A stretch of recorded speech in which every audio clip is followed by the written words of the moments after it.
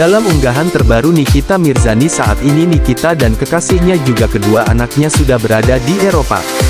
Setelah sebelumnya transit di Dubai sebelum melanjutkan perjalanan untuk liburan ke Eropa. Mereka terlihat antusias untuk segera berlibur akhir tahun. Dalam unggahan tersebut Nikita terlihat berbelanja di salah satu pusat perbelanjaan untuk membeli perbekalan saat berada di Eropa.